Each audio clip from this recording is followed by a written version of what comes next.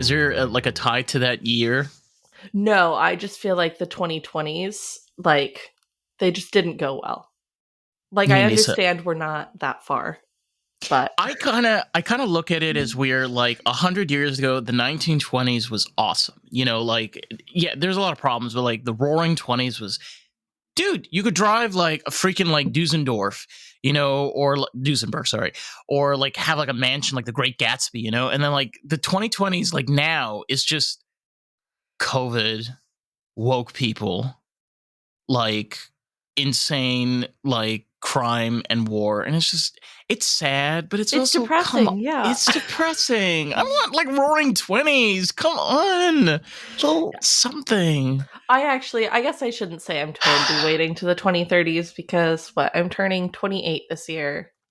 So when I turn 30, that's going to be like, I'm excited about turning 30. That's going to be a big year, but I don't trust this decade as a general rule. I don't think anybody does, to be I don't honest. think It's kind of, you haven't been paying attention if you're trusting the 2020s. no, and I think it's like the first time in a long while that we finally have some clarity. For the longest time, we've been in this bubble of like, oh, trust the experts, oh, trust what they say, and don't have any fear, because we know what we're doing. That didn't really go as planned. It kind of went completely the opposite direction. You're like, you told us this, but this is completely not true. I So, have to tell you, last year's the 2022-2023 school year, I taught Animal Farm. And like, okay. I Oh, hadn't okay. thought in my head, because it had been so long since I read it, I hadn't thought about like how 2020 would completely alter your perception. But the kids were like, dude, they are right. We should not be trusting people who tell us it is just because it is. Like, do you remember 2020? And I was like, okay, yeah, fair point. Totally Yeah. fair. Well, you bring up a great point. Like, I've read Animal Farm, and that book came out right after World War II. And that book, like, yes, it's about animals, but you can clearly see a pattern of where even when they get their own freedom, Mm-hmm. it's like, yeah, we're free from the people. Even with them in cells, like with the animals, there becomes a hierarchy. It's kind of like, yeah, It's crazy. it's like Animal Farm and oh my gosh, now I can't think of the name of it. Lord of the Flies. Animal Farm and Lord of the Flies are like same results, opposite problem. Yeah. I didn't think about it that way, but yeah, you're right. It goes to, honestly, what it shows me is the repetitiveness of history. It's where instead of learning from our mistakes, we continue doing the same patterns over and over again. And you want to call me a conspiracy theorist, go right ahead, but it's true. I mean, we live in a time right now, which is the best time to be living, period. But there's so many limitations that's Mm-hmm. put in front of you as a podcaster, as an artist, as a creative thinker, an entrepreneur. Like, the world is not your friend right now. If it ever was. Correct. Yeah, if it ever was. I feel like there was a time where it was, if you fit the specific demographic, the world was maybe your friend, and the rest of us were like, that's okay. We'll just be living here, doing our best. And now it's nobody's friend. You're absolutely right. It's just we're all trying to survive.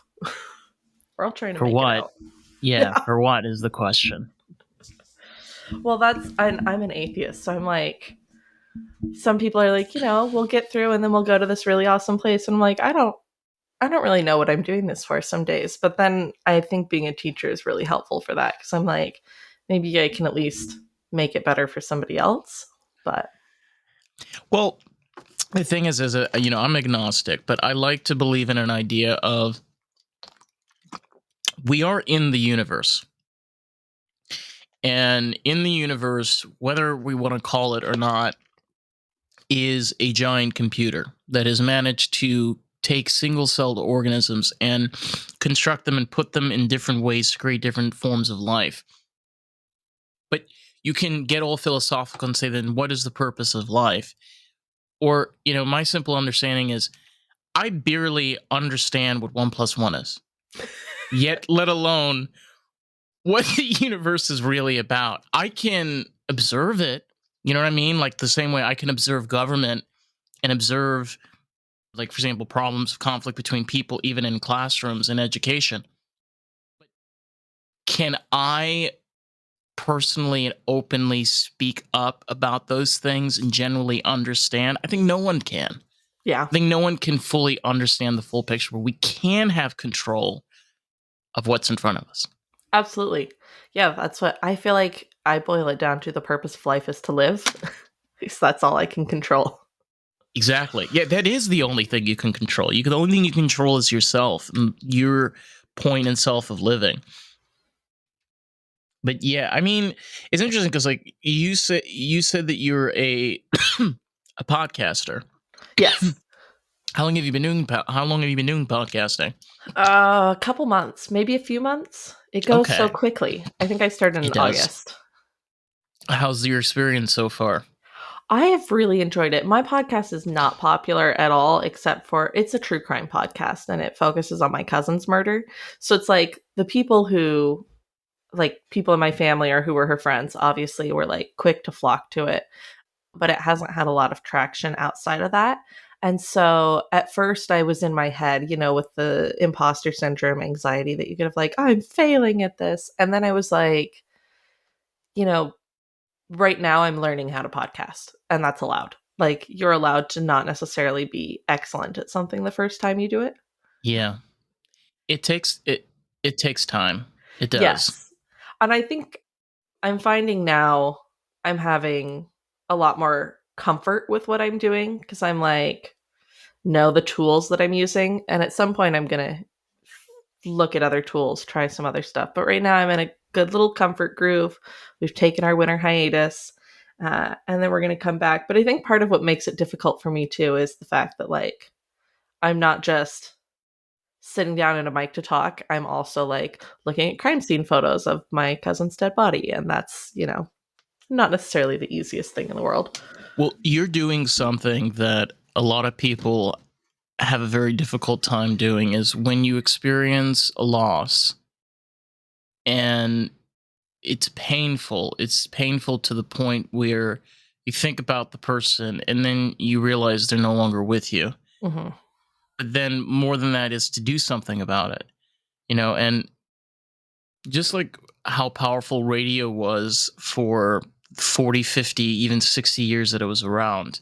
Now that we have podcasting, it opens up a whole new door to, sharing your experiences and your trauma and your pain. And, it could lead to other things. You may not always be doing just that, with your true crime podcast. You may go a completely different direction. Sometimes that happens with podcasters.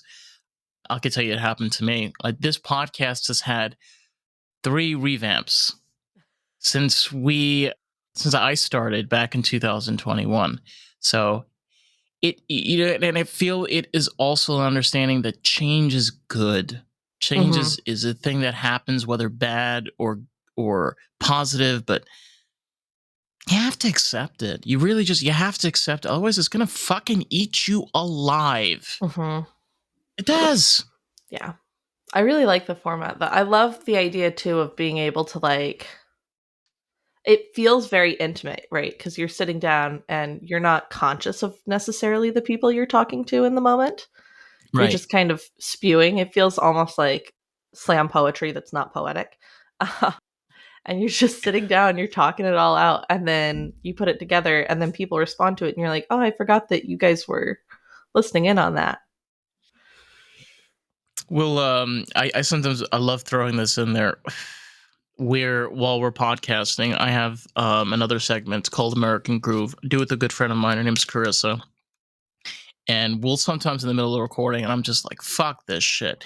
Like I sound like some fucking arrogant, like cunt sucker, that's just trying to like shove my opinion and agenda like through the wall, and that is the thing, being strong to yourself, because the only person that can like speak for yourself is you. Mhm. And if you want to be able to voice how you feel and how you want to express yourself, you're the only one that can do it, right? Like For sure. it's your voice, it's your mind. So you gotta go for it. You gotta push through. Also, you made me laugh so hard my headphones fell off for a moment there, so which was a new it felt like when you're playing a video game and it's like, "New achievement unlocked." It felt like that. Oh my god, yeah, that moment like you just like fucking like fall off like the beanie bag, you're like, damn, bro. Yes. I It's really awesome. wish this is not at all related to what we've been talking about, No, for but sure. I really wish life did that, like in video games, where it would be like, oh my gosh, look, you showered all 5 work days in a row. New achievement unlocked. And you'd be like, thank you. Somebody appreciates me. Don't give give them any more ideas, because I think the That's, Democratic and Republican oh, parties have a lot of ideas, and we're just adding. We're okay. adding more. Shh. Nobody tell them. No, I guess I could see that. That would become like once we all live in VR land, that'll Oh be my like god. a pack Yeah. that you buy, like a DLC for your own life. Ready Player One. Like, just imagine everybody just on their treadmills at home in their little containers. It, Oh, it that's would so be horrifying. terrible. That's But what that's why I can't watch like Black Mirror too often. It starts I feeling too real. I haven't watched Black Mirror in a long time. The thing, like, my parents, my mom was a teenager in the 70s, and so was my dad. My dad was an immigrant, so my parents, they were very much into like 70s music, which is obvious because they grew up as teenagers in the 70s. Mhm. So, like, I grew up with a lot of like 60s and 70s TV shows. And my mom loved the Twilight Zone, like, loved the Twilight Zone. But whenever we watched it, we couldn't watch it at night because mom was like, this is too freaky at night. And even today, if you ever watch the Twilight Zone from the 1960s, some of it's okay, but some of it is still holds up where like you're pissing your fucking pants. You're Have you like, I the can't Talking sleep tonight. Tina? Hmm? Have you seen the Talking Tina one? Is that the The talking robot thing? the little No? doll. She's the doll. She's like, "I'm Talking Tina and I don't think I like you very much." And I was like, we watched it in like high school English or something, and I was Oh my like, "I don't gosh. know why you're showing us this horror movie, sir. I don't think this is allowed. I don't think this should be allowed." Um I've tried to get my wife to watch it, but she refuses because of the impression that I do of it, which is not very good. She's like, if that's how it sounds coming out of your mouth, I don't want to hear it coming out of anyone But else's mouth. isn't it amazing though that the show came out in the 1960s? It's over 50 years ago. It also kind of makes me wonder, though, if they needed something to be a little bit afraid of. Like, if they were like, we don't have enough things where we're actually talking about fear or we're confronting fear, so let's just face it head on. Whereas, and I I th- think Black Mirror is a similar thing. yeah.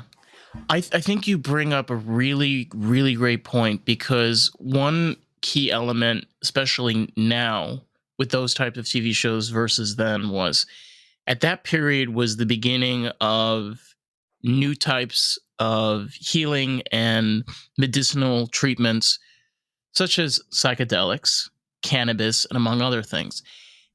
Oh, hell yeah, fuck yeah. So TV shows, entertainment industries, like, think about it, like, listen to the music, the movies, like the underground movies and the stuff that was going on in the 1960s.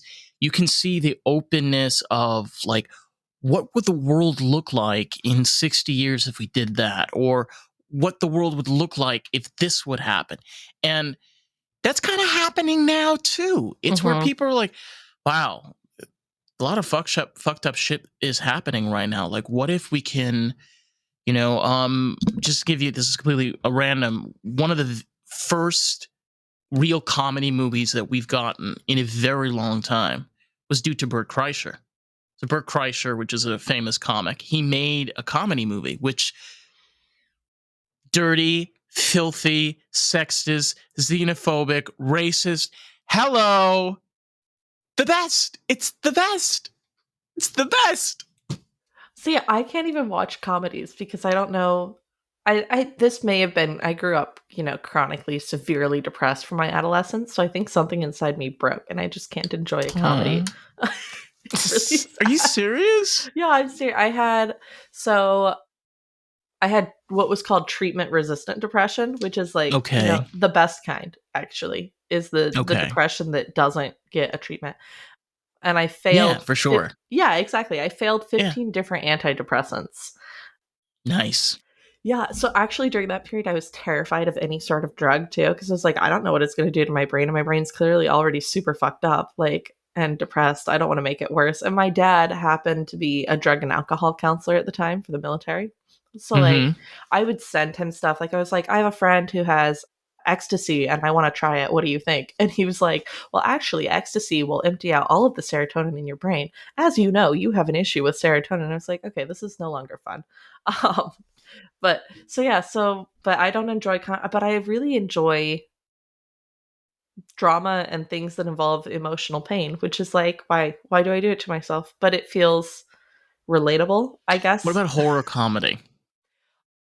Well, so the thing is I get scared really easily. Like I've been banned from watching horror movies with multiple people Oh my god. by said people. I scared my dog once during a horror movie. Like I was so scared that my dog got really anxious and Oh, but Jesus. yeah. So Good yeah, I don't lord. do horror. Oh, Black okay. Mirror All is as right. scary as I get. Oh my god. it's it's strange because like you bring up a point about of how our minds are able to process information. It's like some of us are able to it's very weird because for me I've kind of had the opposite effect. It's where I'm the type of person and I've been in situations like this before in danger where I just stand there. Mhm. Hey. Okay, you're gonna shoot? Okay, go ahead. I'm waiting. Hi. Yeah, it's super Just protective. I go completely numb. Just complete because I can freak out, but it's internally freaking out. It's Mhm. what you're seeing is just like an out. And it's so hard to relate. But when you actually get into that situation, you're like, oh fuck, this is how I actually deal with this. It makes you think. It does. For me. No, I totally agree. It's insane because I have panic attacks. So I'm like the Same. simplest thing can set it off, right? Like I remember in college we were I went to playing Disneyland and set it off twice. It's crazy. Oh no. The Uh-huh. happiest place on earth. I know, right? But yeah, like So I you mean, said college? yeah, we were playing Cards Against Humanity because it was the height of Cards Against Humanity time when I went to Okay. Yeah. college. Just like for context, I don't feel like it aged very well. Like it's nobody's going around in 2023 being like, "Yo, let's get Cards Against Humanity party going," but you did in like 2014. So we're playing Cards Against Humanity. We're a little bit loud. Someone knocks on the door to ask us to be quiet. Being the chronically anxious person that I am, not knowing whose room I'm in, dive under their bed to hide and do not come out until three separate people tell me it's safe.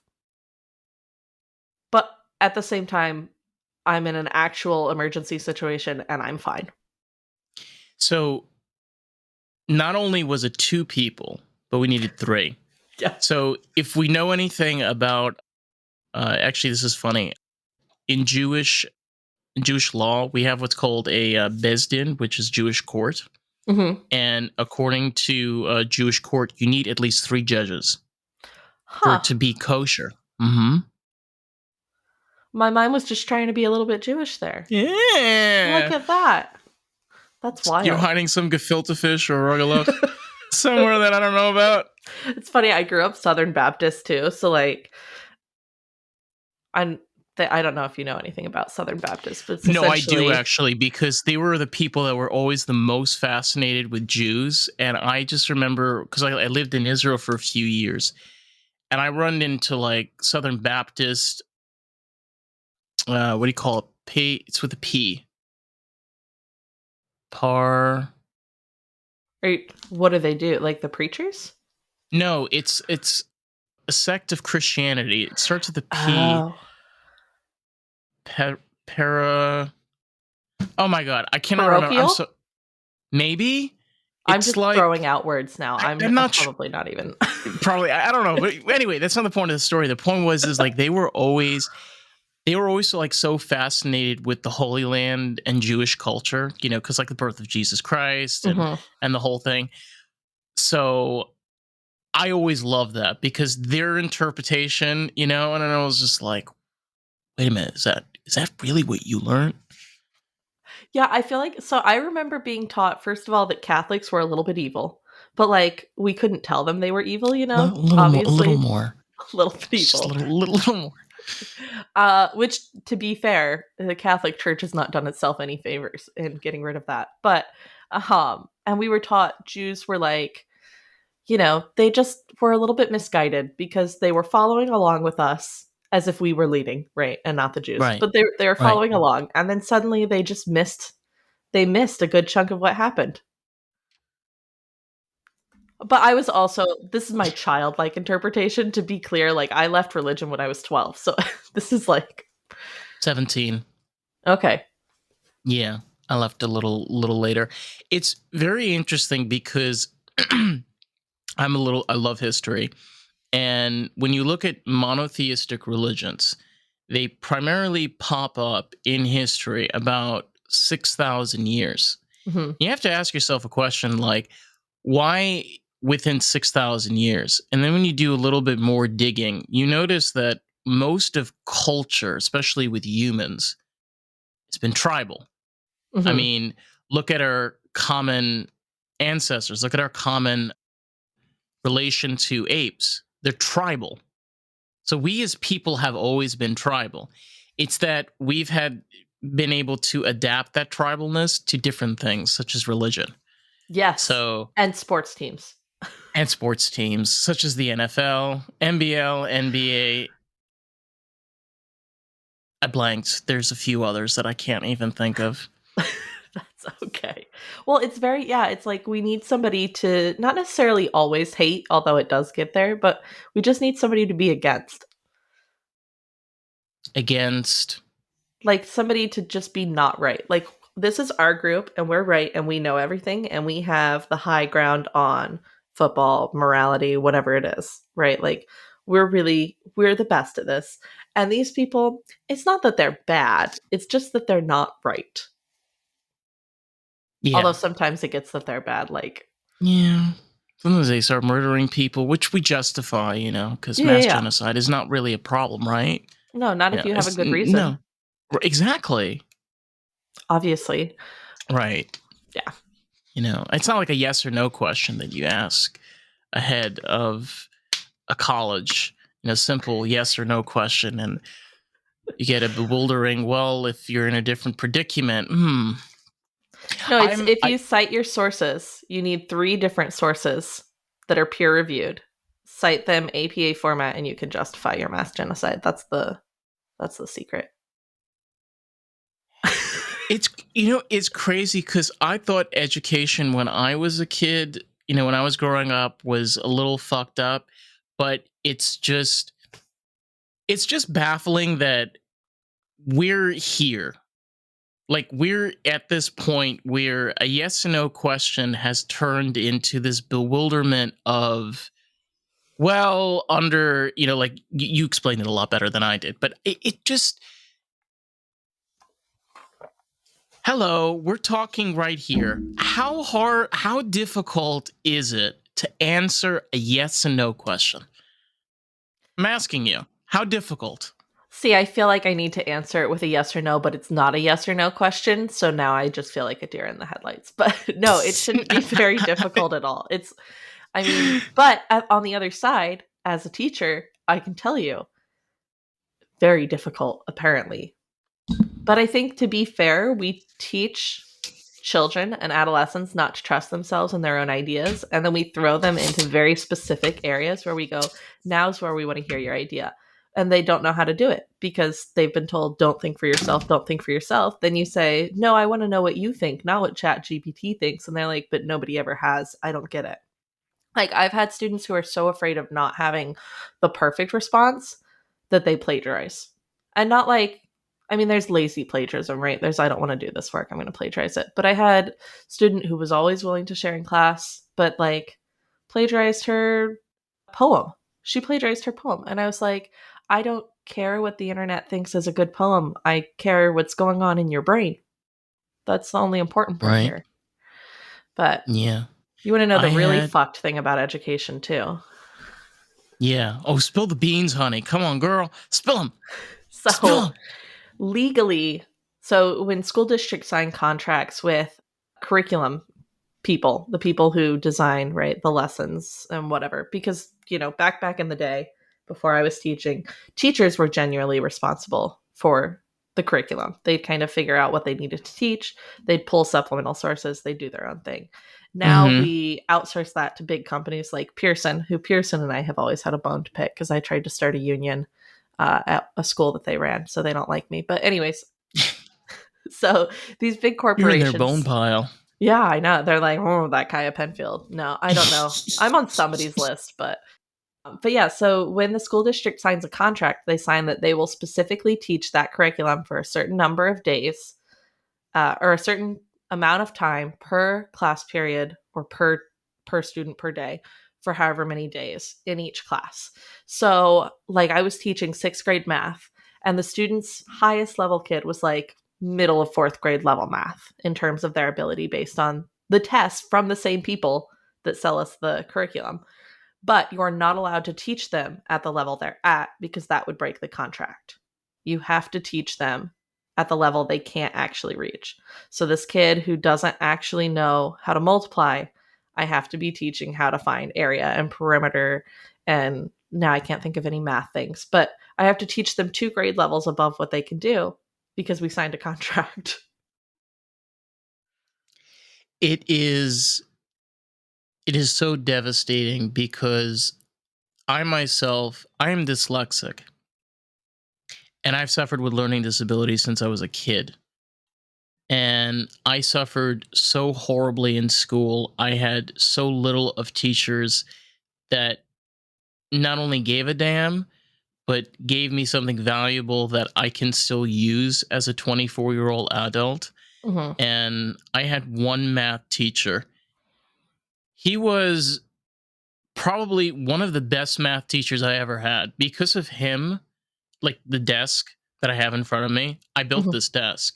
And primarily because he taught me how to use measurements. And the way he did it was he made us make a pizza box in class.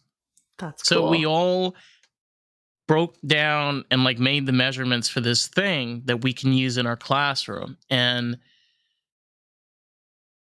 I it bothers me because I get it. We live in a corporate fucking country, but Hmm. for God's sakes, is there any way that we can have education where if a kid goes through education by the time they're 18, they know how to deal with their finances.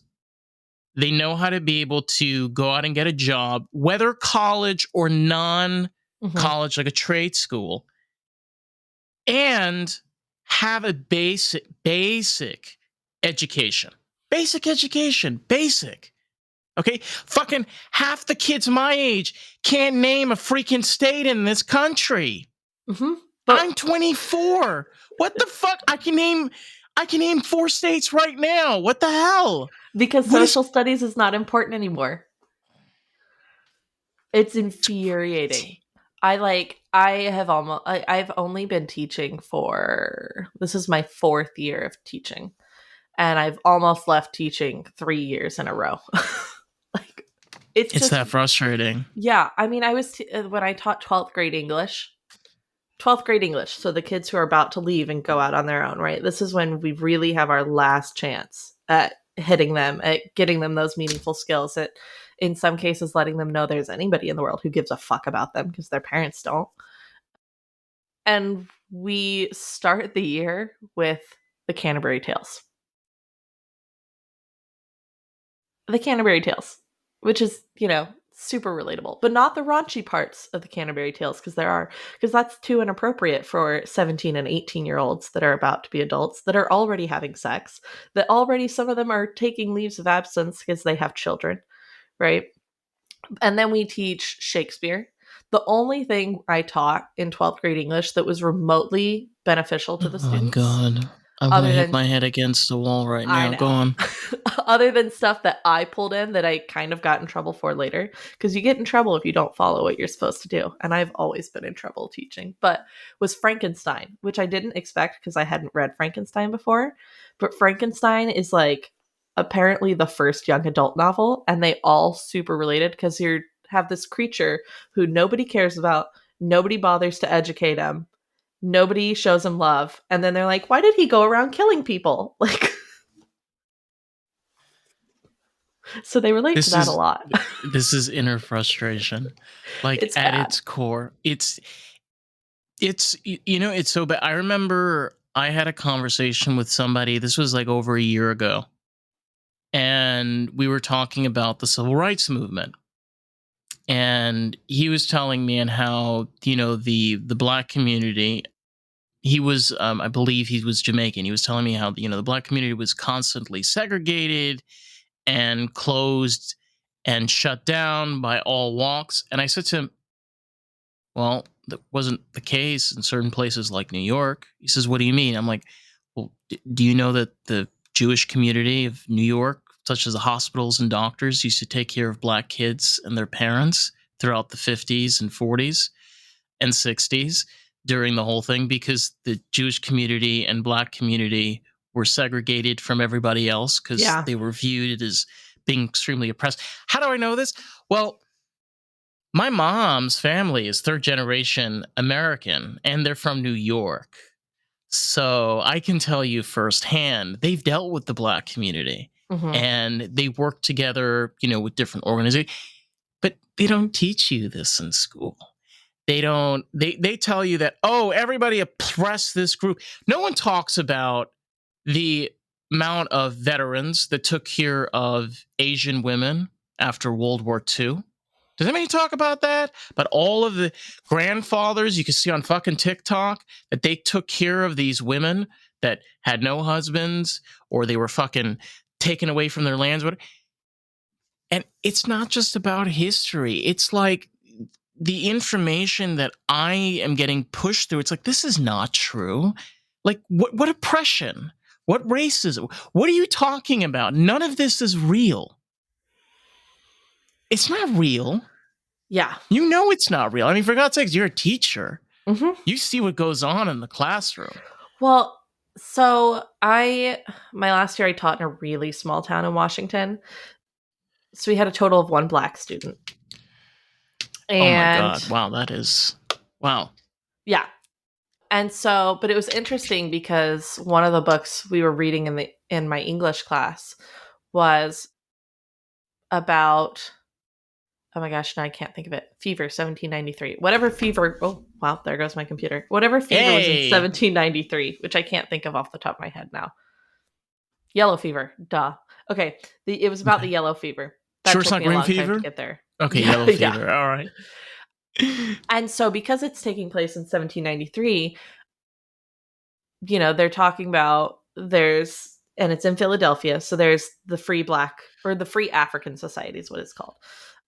So the Free African Society's there, and of course they're like on the outskirts of the city at that time because it's Philadelphia and it's 1793, and they're working primarily as housekeepers and cooks and stuff. So they don't have the Mm-hmm. money to have a house inside the city, right?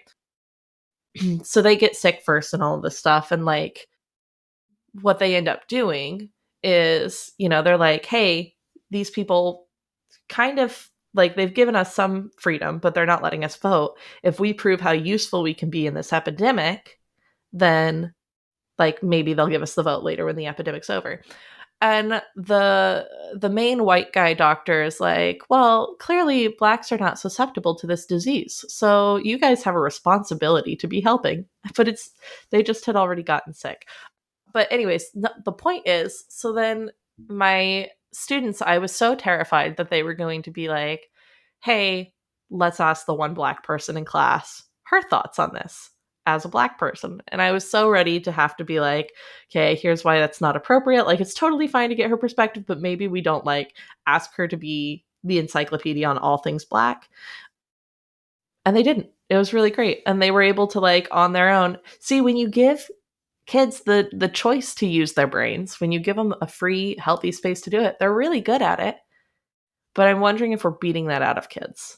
Well, it's allowing different perspectives in a healthy way, Mm-hmm. allowing their minds and their thoughts. Because, see, segregation is the opposite of open mind thought process. Because if you think about it, it needs to be separated because it's better, right?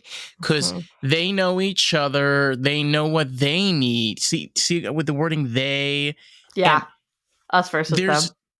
there's no individuality in it, whereas where you can say, like, how would you feel as yourself, in being on that predicament or that side. And do you understand, with just that thought and thinking process, there would be Ukrainian war, Mm-hmm. there would be no chaos, and a lot of issues and problems that we have would just go away. They just poof. They would just go away. It's just you have people sitting there, different perspectives, talking them out and hearing both sides. So, okay, so what you're making me think about right now is ironically the US military. So Yes, sir. quick, Yes, sir. Yes, I know sir. it's like quick note. I'm not saying the US military is the answer to all of our problems. That is not my Hey, point. they kind of are, but yeah. Well, not the answer to our problems in terms of fixing them, but maybe No, the answer no, to our no. problems in terms of causing them. I grew up a Navy brat. Sometimes, yeah. My wife's a Oh, Navy vet. Yeah. oh. So very different culture, right? But one of the things that everyone that I've talked to who has left the military talks about is like, particularly my dad, he's like, people were all like, this is bad, whatever. When you're standing next to a guy or you're on a ship with a guy in the middle of the ocean and you're having to deal with pirates, you don't care what religion they are, what color they are. You're like, please don't let these pirates kill me, type of thing. But so I feel like I got a really unique experience in that because my dad was like the person who taught me not to say it, not to not say the Pledge of Allegiance, but I was like, it seems kind of weird that we say a Pledge of Allegiance every day. And he was like, yeah, it does seem kind of weird, doesn't it? Like, what about it seems weird? And had a whole conversation with me about it. And so then I was in middle school and that happened. So then when I went to high school and I had a substitute teacher, whoever, who was like, you're being disrespectful to the military by not standing, I was like, I didn't say you bitch, but I was like, you bitch. Like, my father, Internally. yeah, my father, military, is the one who taught me this. And like, it, I think it's interesting because I think the perception of not everyone in the military, because there's a lot of dude bros in the military. Do you know what I mean when I say like a dude bro? Yeah, there you go. Oh yeah. Oh yeah, man. Let's go, Yeah, bro. yeah, yeah. Yeah. And All the dude right. bros are so toxic, but also like the military culture is very They're toxic. so So fun. They're so fun. yeah. But like I feel like when you get down to like when the military becomes people who are forced to sit together and actually talk and listen, there's a really positive thing there. But then like institutionally they take all the good stuff out. But that's another example I feel like of us versus them because we have people who are like, no, I'm doing it to support veterans or I'm doing it to support the military as like a conversation stopper of you aren't allowed to do this because. And that makes me real pissed. You bring up a good point, though, because our military is a little different than other militaries, as we're, besides like there being the US military, there's also a whole veteran community. Hmm. And there's like, in a way, the military is kind of like family, because in a way, like, this is our homeland. Hmm. We're here to like protect our home. And of course, like, other armies are like that too. But there's just this mentality of just military community that exists here in this country that, to be honest, there's a lot of shit that goes up on the upper end, but what happens to a lot of these veterans, it's really fucking sad. It's It's really yeah. heartbreaking. Like, and some of these people, they have kids that'll go to like elementary school and their dad is fucked up, and their mom is fucked up. I mean, come on. She's had to deal with her husband with two tours, and raising three kids on her own. And is anybody gonna take care of them? Is anybody gonna? It's So just, it's I'm nuts. I'm working on a song right now that's called Thank You for Your Service. It's real far along. It's got a whole stanza. But it's about, I feel like that's kind of the easy answer, right? Is you thank someone for their service. Don't. First of all, like don't. Like first of all, it's super triggering for certain people, but also like I feel like it absolves this guilt that people have. They're like, all these people are suffering. I know, I'll say thank you. Now I feel better. But it's not addressing any of the problems that are happening. So my wife has PTSD from her time in the service. We actually went to, I'm going to plug their name real quick, Operation Mend, which is part of the Wounded Warrior Care Network. And they do a 2-week intensive therapy program for veterans and for their MDMA. caregivers. No. You should look into the MDMA program because there's a lot of promising results, especially for veterans that are dealing with severe PTSD. So that was actually like one of the top things on our list to look into. Mm-hmm. But after doing this program, basically it was like DBT therapy Okay. and a lot of Yeah. like being in an environment where they forced you to set those routines and they forced you to examine your thought patterns. So it wasn't like once a week therapy where you could get out of it. It was like she was doing therapy 8 hours a day, basically every day for 2 weeks. If And she did the MDMA. she did not do MDMA while she was No, no, there. no. But I'm saying if it was the MDMA, it would be more controlled Oh, environment. yes. Mm-hmm. Yeah. I I wouldn't just be like taking MDMA like in your living room. No, no, no, no, no, no. Of course not. But you're correct. Like it would be more of an intensive program. I mean, because Mhm. obviously, because you're dealing with like this compound, and they have to like figure out the dosages and like what they're dealing with. Yeah. Yeah. But her therapist thinks her PTSD may actually be in remission right now. And I have to tell you, as somebody who grew up as a military kid, as somebody who took care of my wife for a really long time with her PTSD, not super even realizing I was doing it, you're right, like it's so fucking isolating and there's not a lot being done. So like having this program be like, we want to treat you as the caregiver too and help you learn to be your own person instead of just the person who takes care of this veteran was like fucking phenomenal. But it's also worth, I think, noting that I don't know, maybe this is me getting on my soapbox, but like the same people who are thanking our veterans for their service are the same people who are fighting against legislation for military sexual trauma survivors. They're the people who are staring at my wife when she's in line for early boarding on an airplane because she doesn't look disabled. They're the same people who are just really creating horrendous environments for our veterans, but they're like, oh, thank you for your service. And now they feel better. And it just drives me bonkers. It's I feel it's not only understanding, it's also the appreciation. It's one of the saddest things that we have even now, that this war on drugs that took place nearly almost 40 years ago has affected us to the point where when you're dealing with people that you're putting them in these harmful environments, these environments that trigger things in the mind and they set patterns, and then you bring them back to the real world and you're like, all right, Yeah. enjoy, Good luck. adios, sayonara, goodbye, ta-ta. And you're like, well, what about treatment? What about physical therapy? What about, for example, for some soldiers, because of the training and the rigorous amount of hours, and Tai Chi or Jiu-Jitsu They or actually did Tai Chi in our program, in our Operation Men really? program. Yeah. Yeah. So there you go.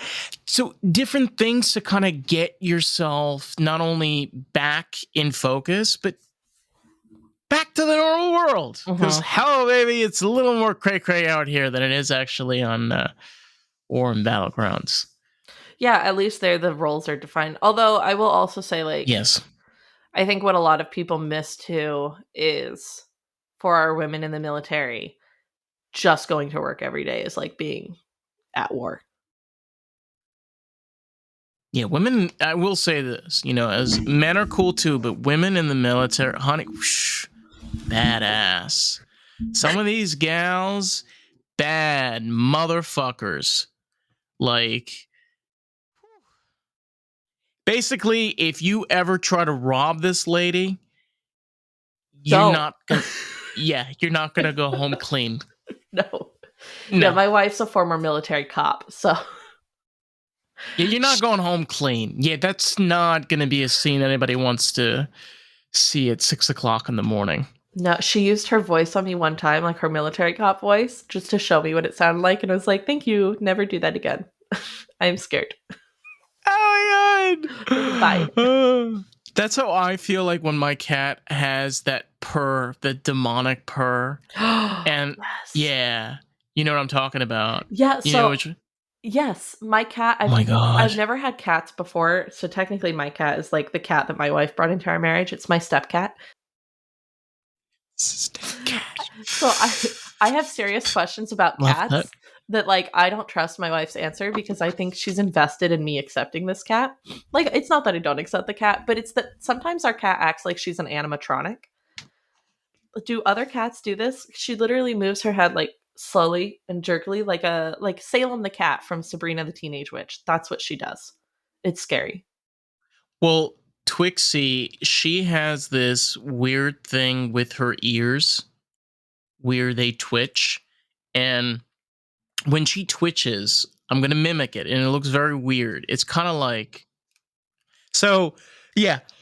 So all They do cats are part robot. some. Well, I don't know about all cats, but I can tell you mine kind of has a little bit in her. Yeah. Okay. What kind of cat is she? Is she a calico by chance? Yes, she is a calico. Maybe it's just calicos. Maybe it's calicos. Nala's She's a a calico calico. tuxedo, so she has a white underbelly. Oh. Yeah, Mm-hmm. I actually I started this campaign which I call Make Nala Scared Again. Oh my because god. because I'm a horrible human being, but because Trolls. she Trolls.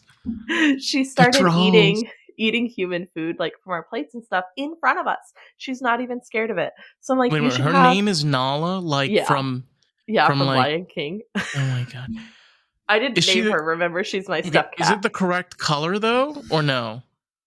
No, no. She's mostly white. She's got some brown and black splotches. And she has a Marilyn Monroe beauty mark, but apparently her mom had a Hitler mustache from her coloring. So I'm sensing an Ava Braun in their genome. so yeah, and maybe this is why this is part of why I think she needs to be scared of eating food, right? She who knows what she could do if she had full confidence. But no, she's terrified of my guitar right now. So if she looks like she's Mine getting close to the food, too. I just start playing my guitar. Yes, she's like the second I play guitar, I hear in the background, roll, roll, roll, roll, and it's just like it's like a Chewbacca, but like at a very lower tone. Oh So my how do you god, know that it's she's scared and not trying to sing along? So when Twixie's excited, her wow wow is like wow wow, wow Oh. wow, wow wow, and she'll just do it over and over and you're like, oh my god. And it's the one that irritates you the most is the one that you know she's the most excited. So that's how I know. That's fair. Ours likes to also, she likes to get involved in any arguments that we have. She takes sides in marriage arguments, Oh god. which You got to be careful because remember which side of the bed she's going on. yeah, It's just a right? matter. It's a matter of the roulette. It's a matter of the Well, she barrel. never sleeps on my side. She's never slept near me. She always and in fact, I tried to kick her off the bed when we first got together because she took up so much space that I was falling off the bed. I was like, "Listen, I understand, like she's your cat and you love her, but I'm not getting kicked out of my own bed by a 14-pound cat that doesn't need half of the bed to herself." Mine's 16, but wow. She goes in between my legs and then Mm-hmm. she goes under my arm.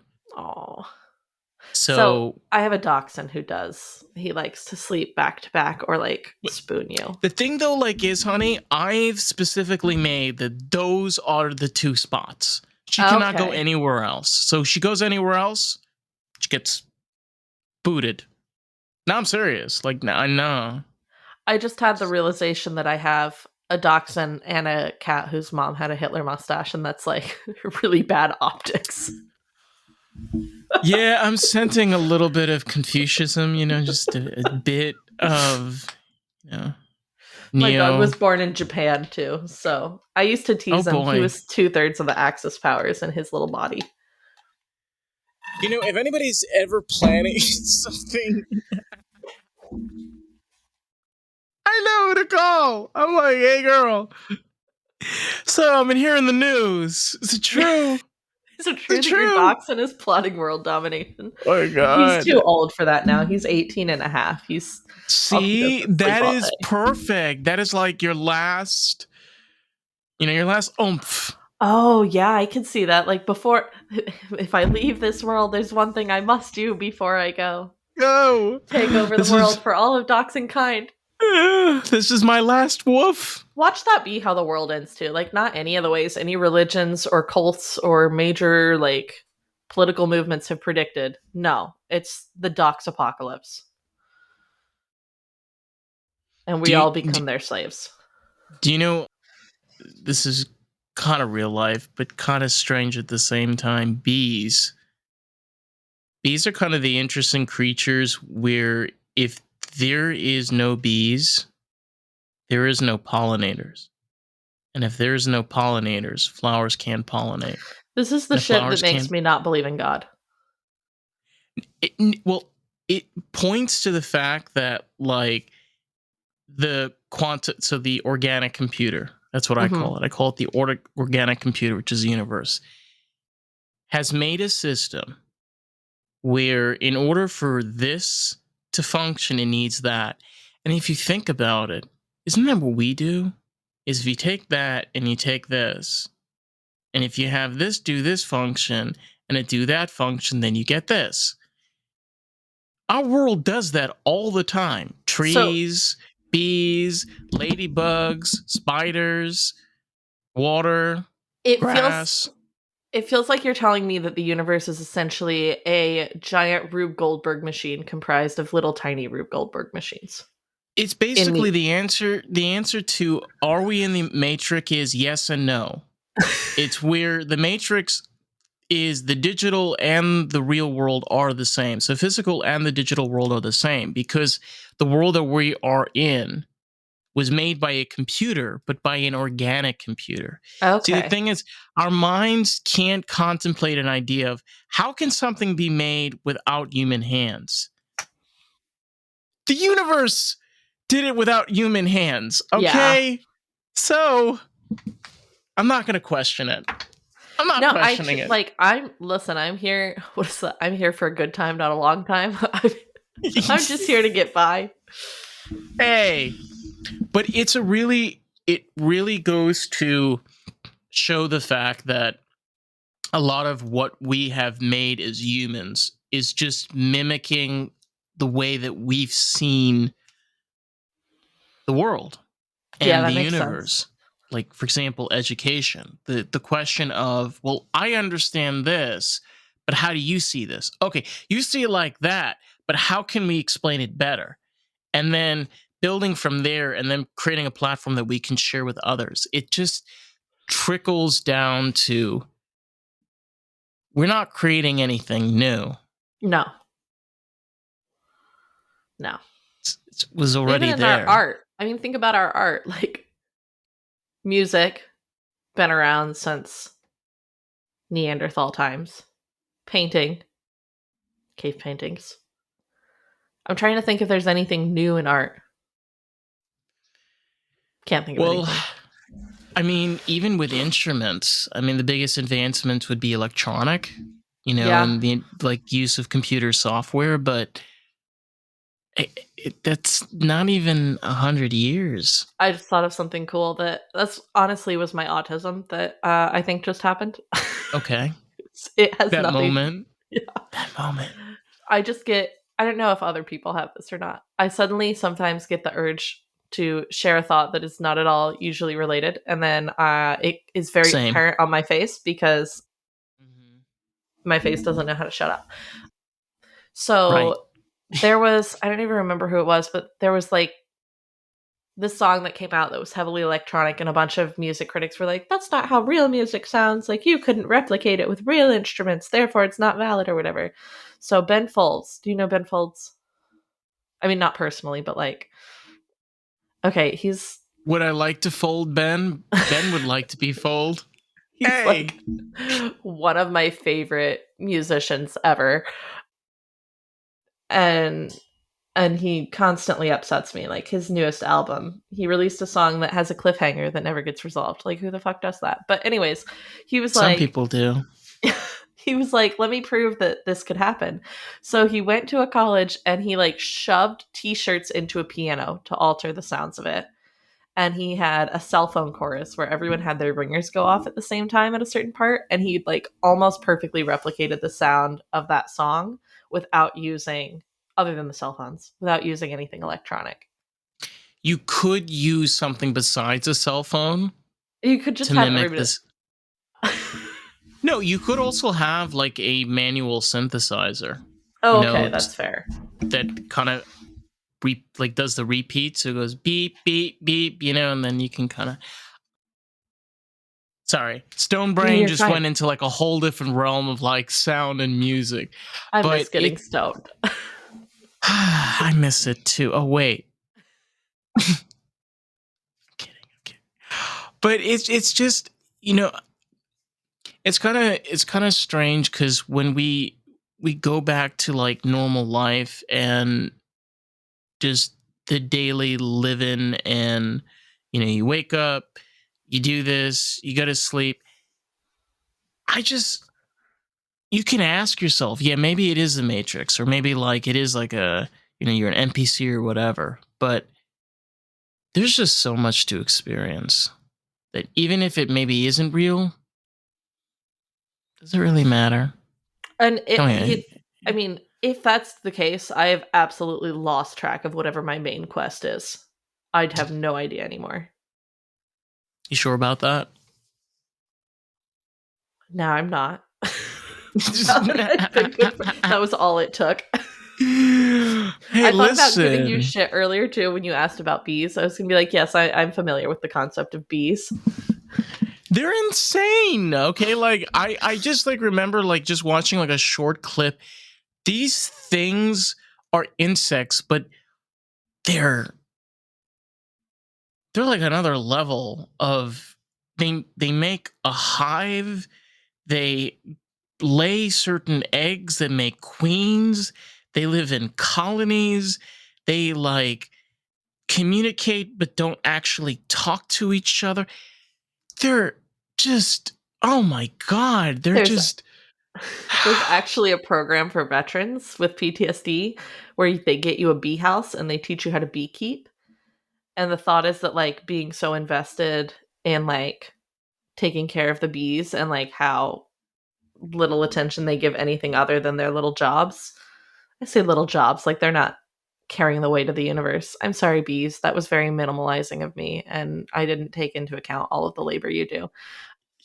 But that it'll help with the PTSD. We almost did that, but then our town ordinances, we would have had to like you have to have the bees in a specific spot, however many yards from anyone else's property. it's actually interesting because I was watching a clip of a beekeeper and she said that bees can sense fear. Really? So, yes. So, I've haven't been stung in about 7 or 8 years. I've been around bees. I've had a bee like right here. And I like showed somebody, I'm like, "Look." And I was completely calm. The bee just laid down and it was like, and it just flew away. Okay, that makes me wonder because I'm terrified of bees because I've never been stung. I don't believe in knocking on wood, but I'm going to do it anyways. You just have to be very calm around them. And if Well, you're, yeah. I think having anxiety and panic attacks helps with this. because I remember one time a bee like it landed on my face, and I was like, "Fuck, I'm gonna be stung." And I was like, "Don't move, don't think, don't whatever." And I think I went into like a mildly dissociative state. And the next thing I remember, the bee was like crawling on my lips, and I didn't move for however long it took for the bee to fly off because I was so scared of being stung. But I was very That fearful. are you trying to tell me that you were the inspiration for the cover of Silence of the Lambs? Is that what you're telling me? I love that movie. Oh my god, I'm not allowed to talk about that movie in my marriage because my wife It's an is terrified amazing. of Hannibal Lecter. Well, I love Jodie Foster. Oh, she's incredible.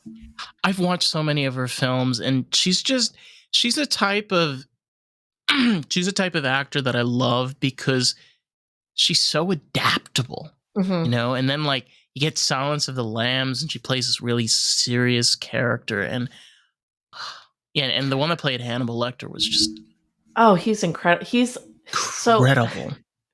I've been trying to get my wife to watch Westworld with me, but she literally can't because all she sees, despite how much he's aged, all she sees is Hannibal Lecter. And I'm like, it's not, I mean, he is kind of, well, I You won't say know, that. you know what Maybe I would that's a tell you? spoiler for people who haven't watched it, but There, there's an episode of Westworld which kind of doesn't really tie into anything. It's about it's based on a Native American tribe. okay.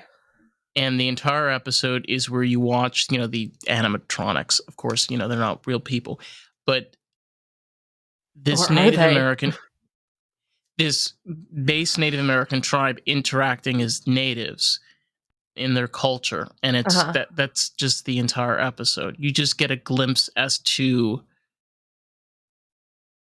it's Hollywood, so keep that in mind. But it's Right. probably one of the closest depictions of what you can get of what Native Americans actually are in a TV series. Huh. I'll have to The, check that the- out.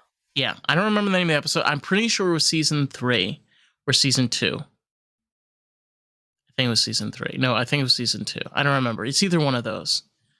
Season 3. You know what? That I'm pretty sure I've only watched season 1, so that makes sense why I haven't seen it. But that that show, honestly, it was great for like 1 or 2 seasons. That's what I've But heard. yeah, and then it just I mean, to be fair though, like that's the problem I think with like you have a great concept, you do a great job with it, hopefully. But then they want to like keep milking it, and at a certain point it's like, no, no, no. The part that was really good about it just ended, like cut it off here. yeah, once they started getting into the real world, I'm like, I'm not interested. I want to go back to Westworld. Yeah. I mean, that could be I'm also thinking though like that would be a good way to conceptualize our existence. But then who's animatronic and who's not? Yeah, it would be very hard to depict.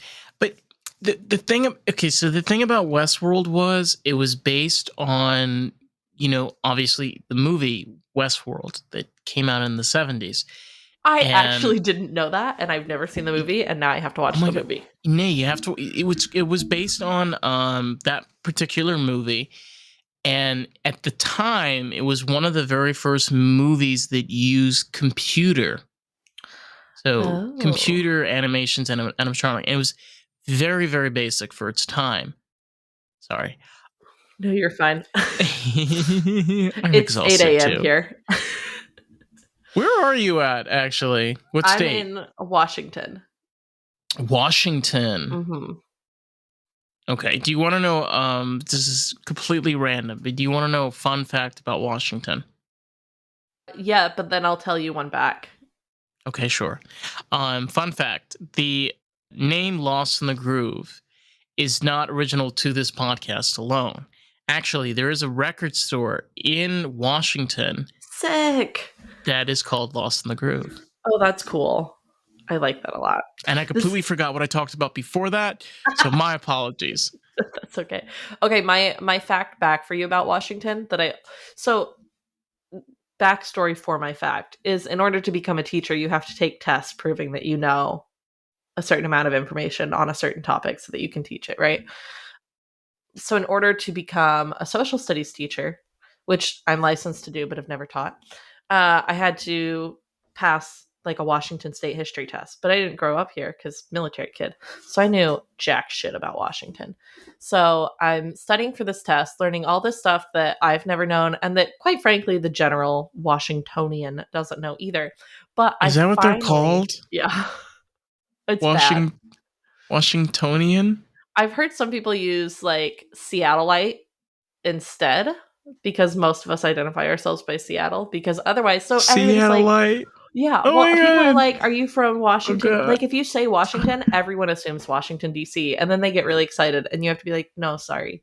So this is my favorite fact, because now I can explain why that happened. Because everywhere I go internationally, everywhere I go, people are just chasing me down to ask me this. That's not true. But every time I've gotten into a conversation about Washington internationally, they're like, why would they have done that? Why would they have named the state and their capital the same name? And what happened was, when Washington became a state, they were going to name it Columbia.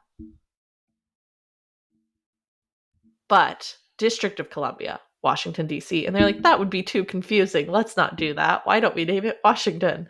So, in order to avoid the confusion that they thought would happen, they created the same confusion that they sought to avoid, which is just like such a good metaphor for US history. Yeah. It's kind of like hilarious because it's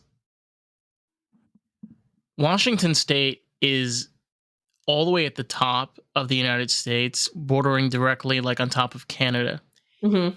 And Washington D.C., like District of Columbia, is bordered completely like around Maryland and Virginia.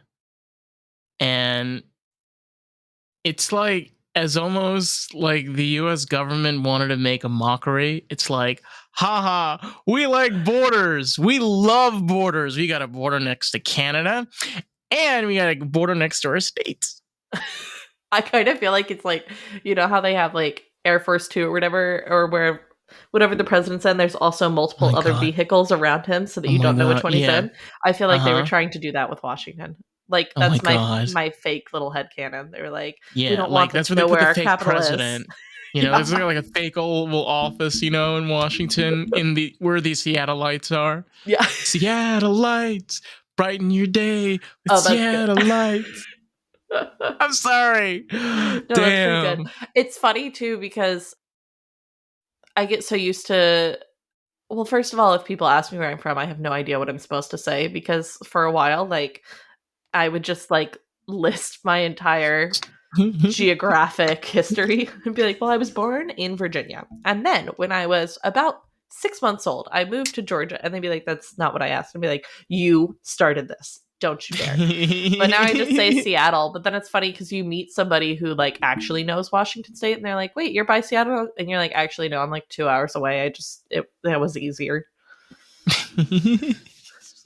It's like, well, because you have to be honest, like when you live somewhere locally, most people don't understand, like if you tell them somewhere else. Like, for example, I live out here in South Florida. I live in Fort Lauderdale. I don't actually live in Fort Lauderdale. I live Yeah. outside. I live like 20 minutes away. But if I told somebody where I actually live, they're like, where is that in Florida? I'm like, I'm not Yeah, I don't even know doing my that. own area. I used No. to live near Pensacola. So I lived in Milton. And so that Is was that we just delicious? that's in Florida. It's in Oh. northwest. It's on the Panhandle. Oh. It's Oh. you know how Oh the my god, for a joke. second I could swear you were talking about a soda. I did not actually No, know we you were. call it that. We called it Pepsi Cola.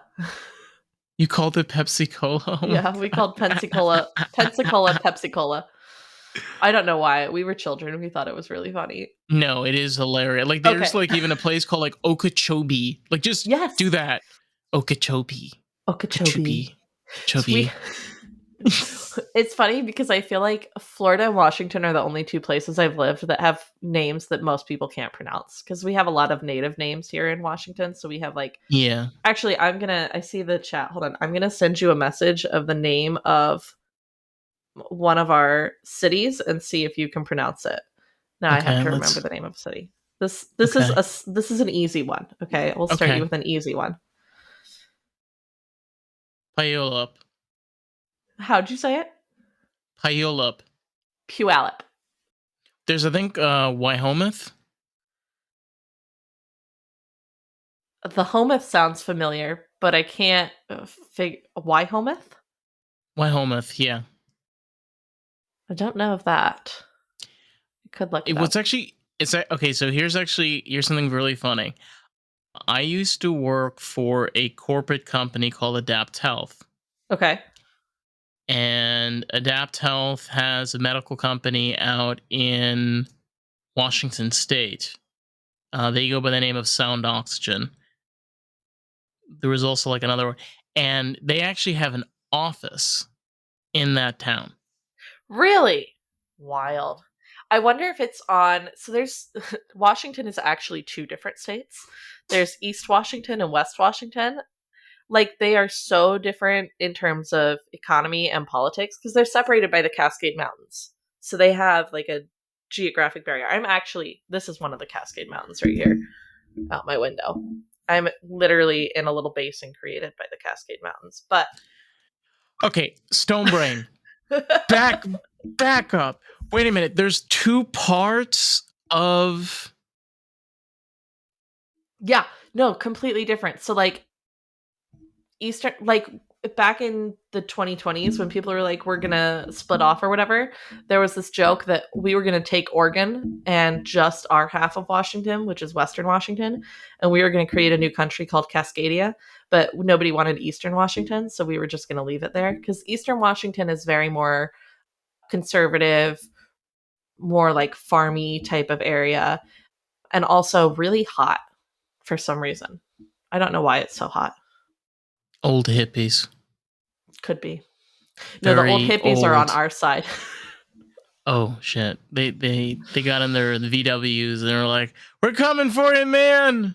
Dun, dun, dun, dun. Okay, question for you. Where you Yes. live, how like how close together are the pot stores? Like do you have to drive a while to get to one or are they just like They're not close. The thing about living out here is like distance is your friend.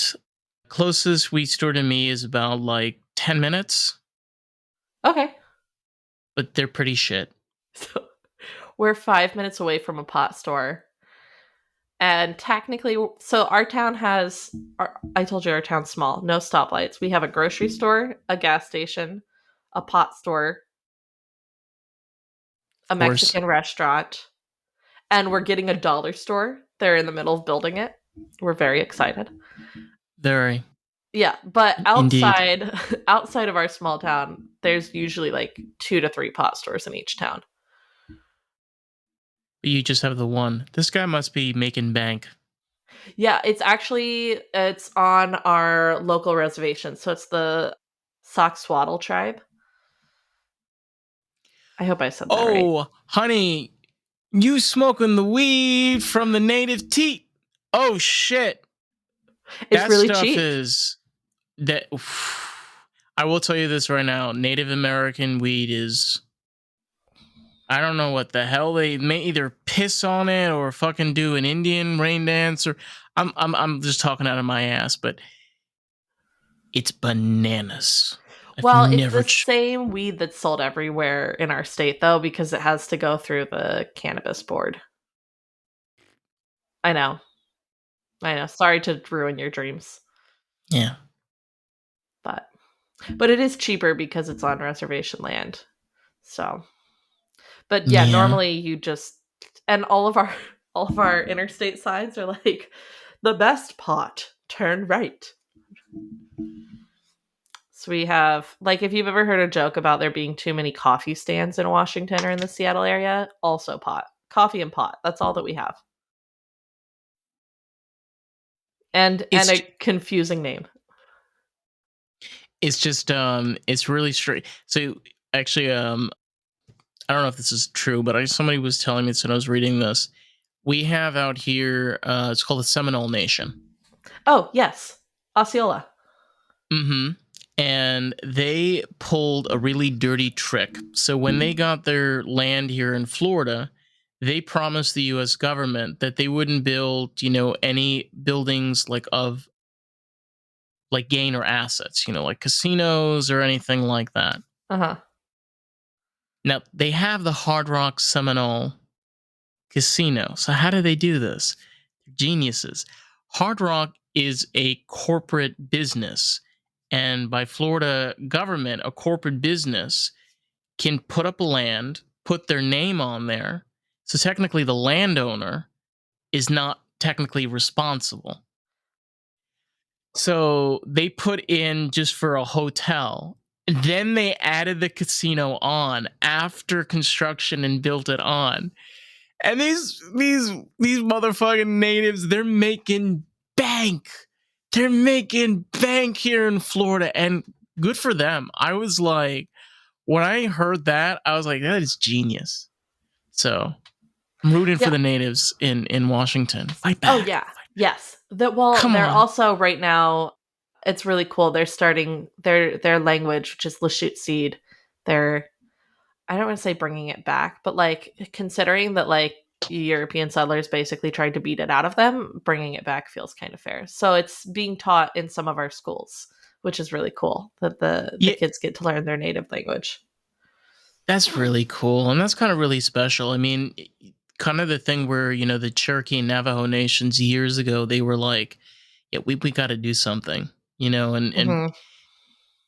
fortunately, we don't have a lot of native languages that have been, written and being able to translate. But hopefully, like with this, you can add more and like keep it Yeah. alive, long enough. It's kind of see. I don't like talking about it because it's really It's just depressing. sad. Yeah.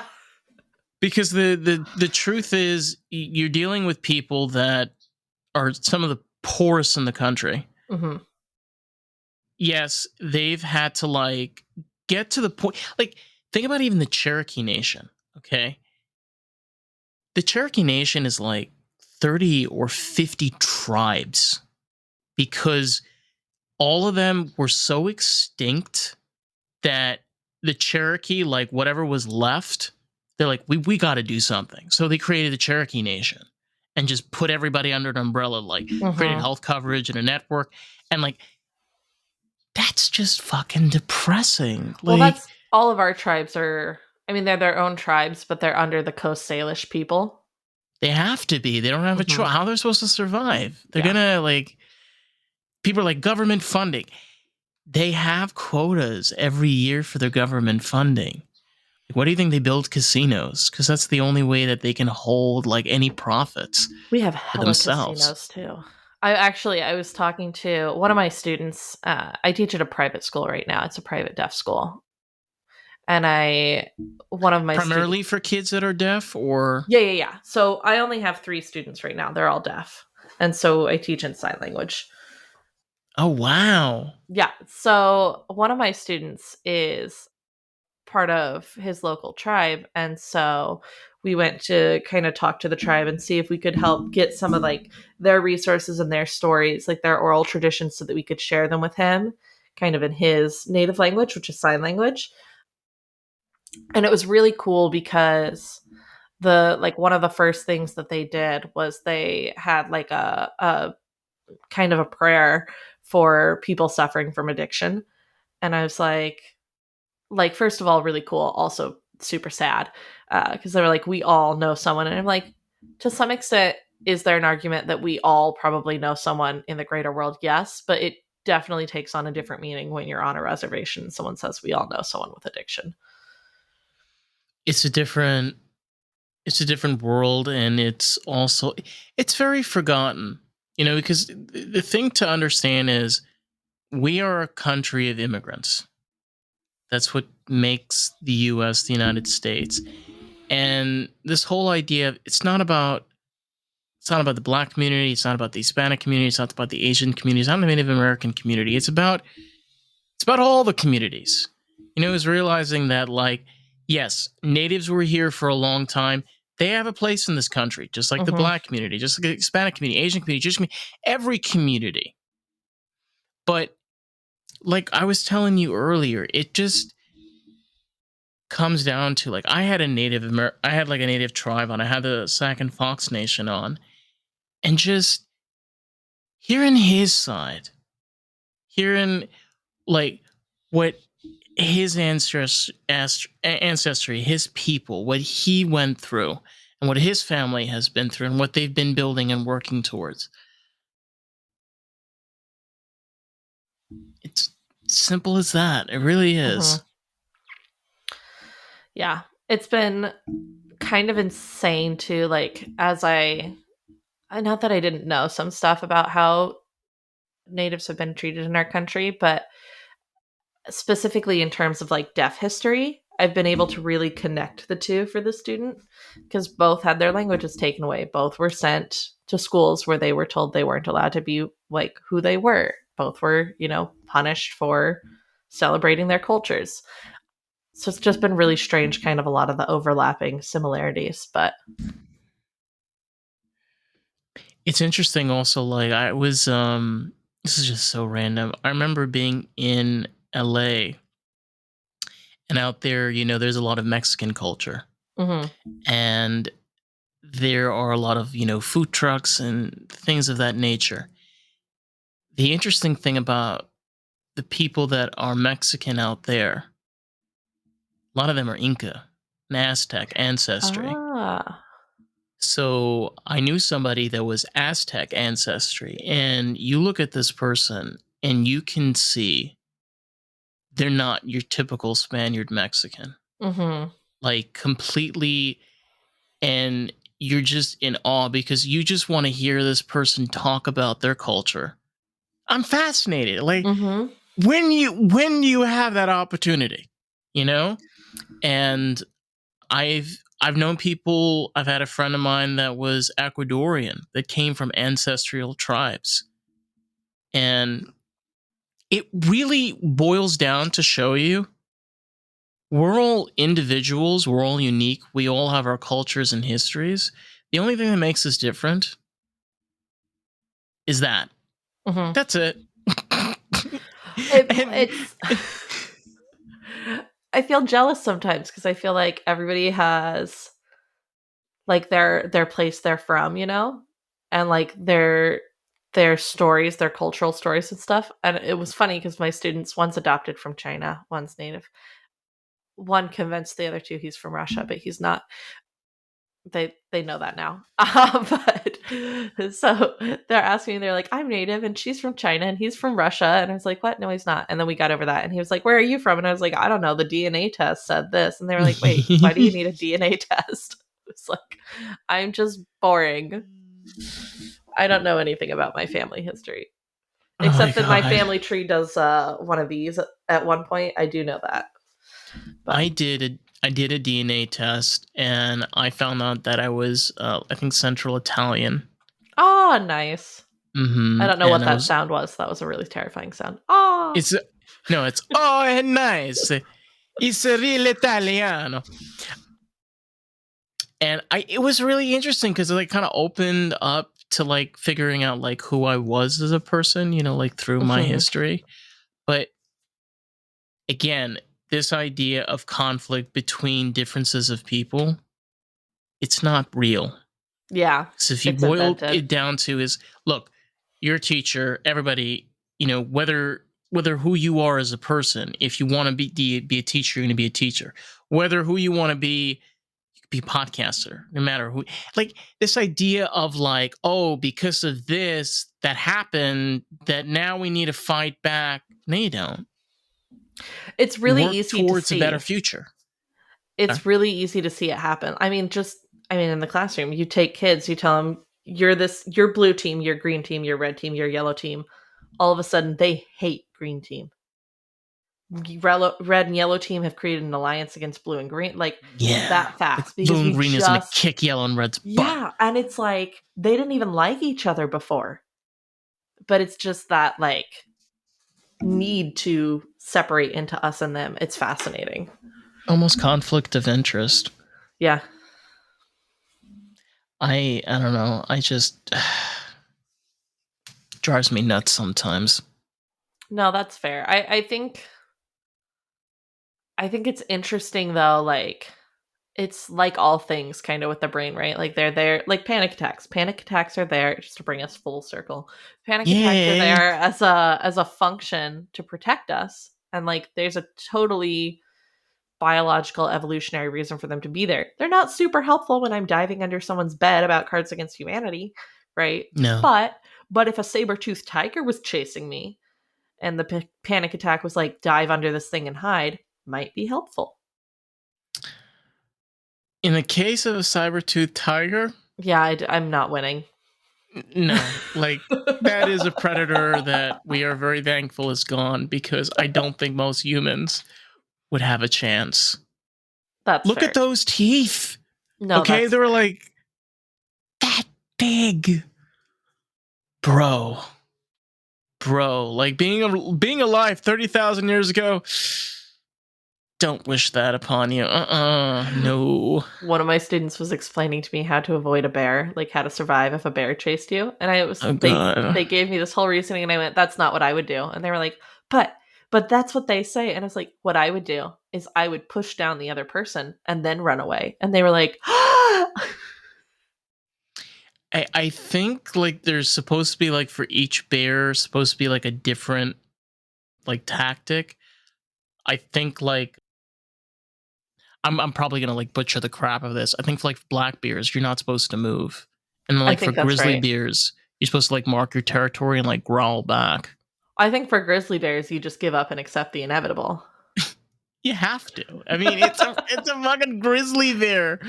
And You there's one where you're know, supposed to run in a serpentine fashion, but I don't remember which bear there was that that is. movie with Leonardo DiCaprio, I think Reverent or Yes, I something. haven't watched it yet because I'm not watching I'm it, so but scared. yeah, terrifying. But like, that is what happens when you get face to face with a grizzly bear. Okay, it's not pretty. They actually are thinking about introducing grizzly bears right just a little bit north of my town so that they could potentially come down into our town in order to help Why? like help the population regrow or something. People are pissed. They're like, "Yeah, we're not going to do that." They're like, "It What do would you take mean? 10 years for them to come into town." What do you mean? Mean Or to no, they like said kill? 100 years. They said it would take 100 years for them to come into town. Well, they need a new place to be because we keep taking their land. So they want to put them in our mountains. Potentially the one I just showed you. Probably not that one. If I were you, I would go to the gun range and get myself a good rifle, a good gun, a good night scope.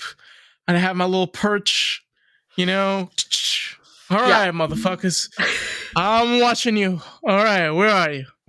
You just do Because like like, tons of movie quotes to the grizzly bears. oh my god, Are no, you like lucky punk? seriously, like a grizzly bear is one of those type of bears. It's either you or them. Like there's no I didn't even think it's there's no that win choice. in no, there's no win in that situation. Like they either die or you die. Like there's no Yeah, happy ending. I really think if it's a grizzly bear versus me, the options are it's either the grizzly bear or it's the grizzly bear. Because it's not me. I'm not making it out alive. Rifle? Well, to be fair, I don't have a rifle, but I also I've watched those fuckers. You could They torch just it, you know? something like that. You'd have to go very like it would be like in the alien movies, where they like have to destroy the entire spaceship in order to keep the aliens from getting to Earth, but with grizzly bears. It'd be like really cool if you had the alien spaceship just like hover over, you know, just like grab the grizzly bear. Like Yeah, why are the they always grizz. abducting humans? Don't they No, care now about it's our just other species? no, no. Now they're abducting grizzly bears. I don't know, for studies. No, they should, because why have they been sleeping on all the other species for so long? It's been humans, humans, humans. Why weren't they taking the bears before? I'm one of those people. Like I have a very interesting theory about aliens.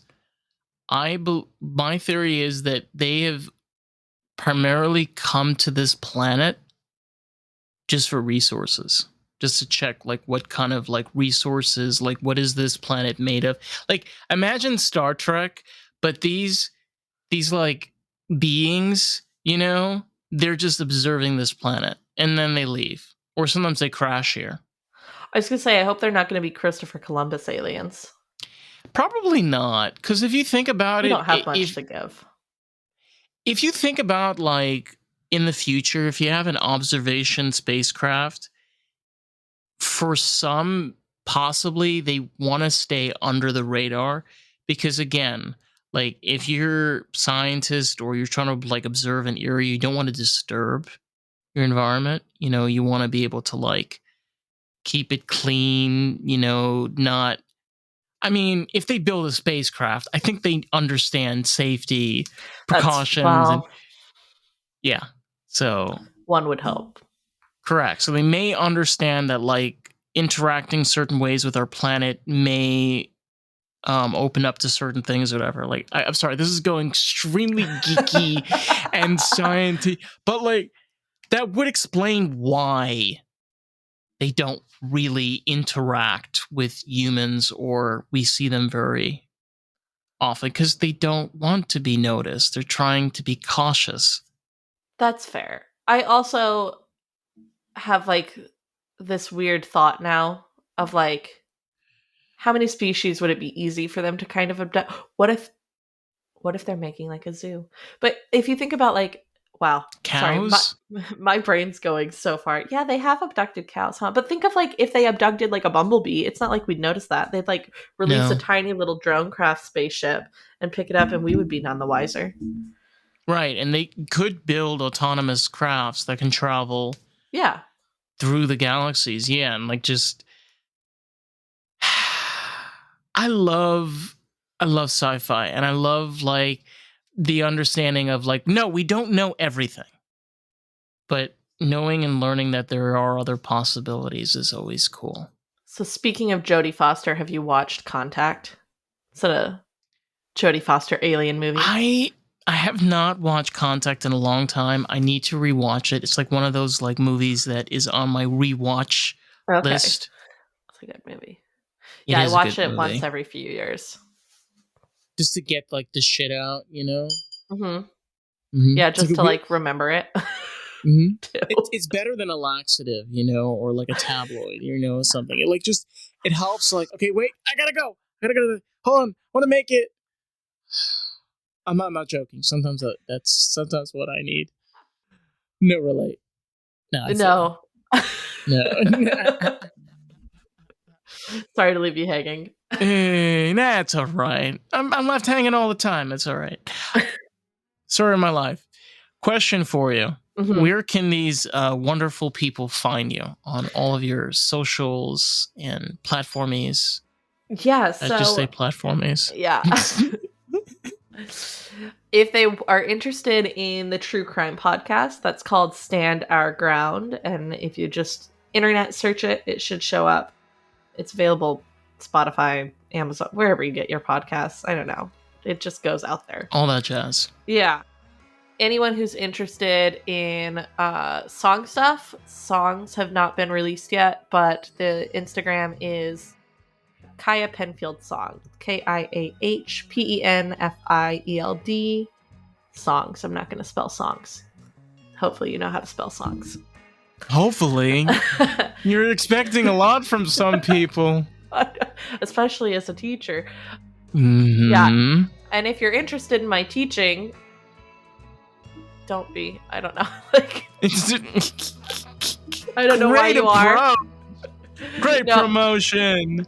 But anybody can email me at kiahpenfield@gmail.com if they have any reason. I don't know. I feel like I'm quite boring most of the time. But if you don't find me boring and you'd like to talk to me, that's where you can email me. Hey. I love it. Well, hey, at least we managed to talk for a good hour and a half. We had fun, shits and giggles, and we learned a lot about Washington. Yes. I don't know about you. Oh my God, yeah, tons. Oh God. And if you want to check out more of this wonderful podcast, you can find us on Facebook, TikTok, Instagram, and YouTube at Lost in the Groove Pod. So, with that, catch you on the next one. All right? Bye, everybody.